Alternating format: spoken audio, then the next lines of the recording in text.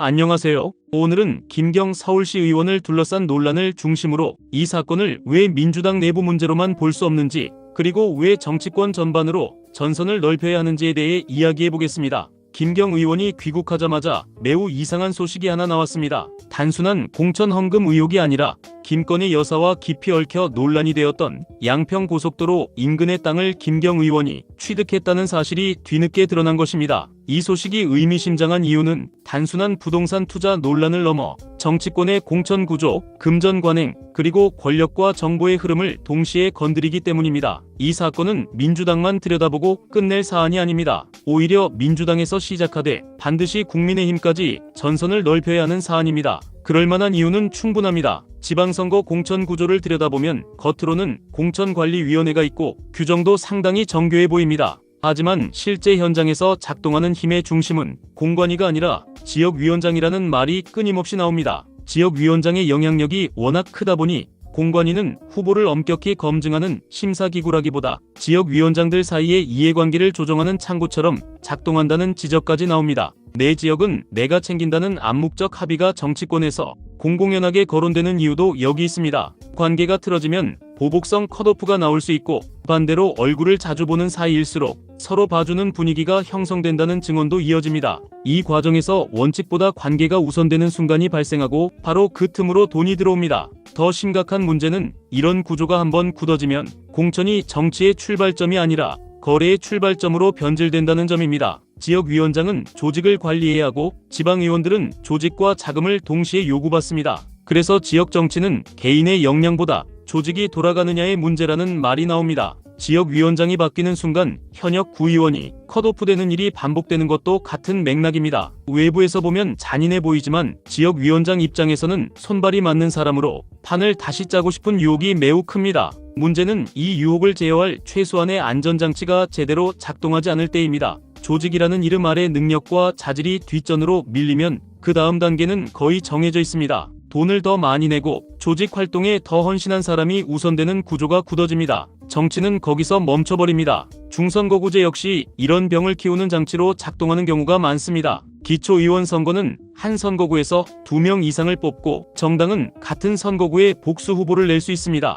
그래서 관행적으로 가번, 나번 같은 구분이 생깁니다. 정치 초년생도 아는 계산이 있습니다. 약세 지역에서 후보를 2명 내면 표가 갈려둘다 떨어질 가능성이 크다는 점입니다. 그럼에도 불구하고 일부 지역에서는 지역위원장 간 갈등이나 시도당 차원의 견제가 작동하면서 굳이 2명을 공천해 결과적으로 낙선을 방치하는 공천이 이루어졌다는 증언도 나옵니다. 이쯤 되면 공천은 승리를 위한 선발이 아니라 계파 싸움의 도구로 변합니다. 주민들은 후보를 보고 투표한다고 생각하지만 실제 내부에서는 후보가 권력관계의 결과물로 결정되는 구조가 굳어집니다. 함량 미달 인물이 반복적으로 등장하는 데는 분명한 이유가 있습니다. 요즘은 노골적인 현금 전달보다는 합법의 외피를 쓴 방식이 활용된다는 말도 나옵니다. 선거 직전에 한 번에 주지 않고 연간 한도에 맞춰 300만원, 500만원씩 몇 년에 걸쳐 나눠 넣는 방식입니다. 서류상으로는 합법이고 기록도 깔끔합니다. 그러나 정치의 실감은 다릅니다. 몇 년 동안 꼬박꼬박 돈을 낸 사람이 공천심사에서 과연 일반 지원자와 똑같이 취급될 수 있느냐는 질문이 남습니다. 법을 피했다고 해서 정치적 의미까지 사라지는 것은 아닙니다. 이 지점에서 중요한 점은 이 문제가 특정 정당만의 병이라고 몰아가서는 해결할 수 없다는 사실입니다. 정치권 내부에서도 이 구조가 특정 정당에 국한되지 않는다는 인식은 이미 널리 퍼져 있습니다. 다만 집권을 책임지는 민주당은 이 문제에서 더 무거운 책임을 져야 합니다. 민주당이 스스로 칼을 대지 못하면 개혁과 민생을 말할 자격 자체가 흔들립니다. 반대로 민주당이 먼저 제도를 고치고 관행을 끊어낸다면 그 자체로 국정의 설득력이 됩니다. 정청래 대표와 박수현 수석 대변인이 김병기 의원을 향해 당의 길을 고민하라고 말한 것도 같은 맥락입니다. 김병기 의원 개인의 문제가 아니라 민주당 전체의 신뢰가 걸려있기 때문입니다. 김병기 의원과 강선우 의원을 둘러싼 공천 헌금 의혹이 개인 비위로만 보이지 않는 이유도 여기에 있습니다. 이제 시선을 김경 서울시 의원으로 옮겨보겠습니다.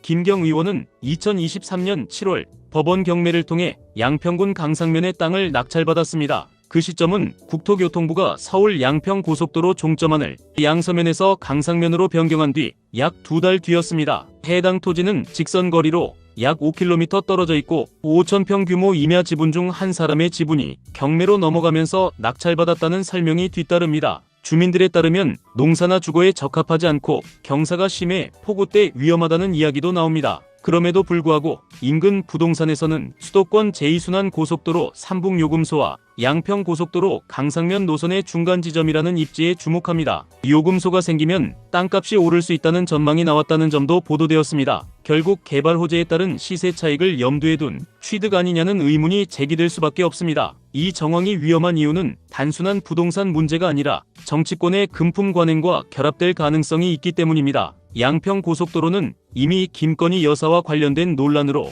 국민 기억에 각인된 사안입니다. 그 공간과 가까운 곳에서 공천 헌금 의혹의 핵심 인물로 거론되는 김경 의원이 노선 변경 직후 땅을 취득했다면 수사가 질문을 넓히는 것은 자연스러운 수순입니다. 취득 경위는 무엇이었는지, 정보는 어디서 나왔는지, 이득을 기대했다면 그 이득은 누구의 결정으로 가능해졌는지, 그리고 그 과정에서 돈의 흐름이 정치권과 어떻게 맞물렸는지까지 살펴봐야 합니다. 이 사건은 더 이상 공천 헌금 1억 원이라는 한 줄짜리 프레임에 가둘 수 없습니다. 그래서 전선을 넓혀야 한다는 말이 나오는 것입니다. 민주당 내부 문제로만 축소하면 안 됩니다. 정치권 전반에 뿌리내린 금품 관행을 드러낼 수 있는 중요한 창구가 될 수 있습니다. 김경 의원이 누구에게 돈을 건넸는지, 그 돈이 공천이나 자리, 지역 사업과 맞물렸는지, 민주당 라인뿐 아니라 국민의힘 라인에서도 같은 구조가 있었는지까지 열어두고 봐야 합니다. 특히 김건희 논란이 있었던 양평 고속도로 주변이라는 상징성은 수사의 방향을 좁히기 어렵게 만듭니다. 김경 의원이 민주당 인사들만 상대로 움직였다고 단정할 근거도 없습니다. 돈은 언제나 권력의 접점으로 향합니다.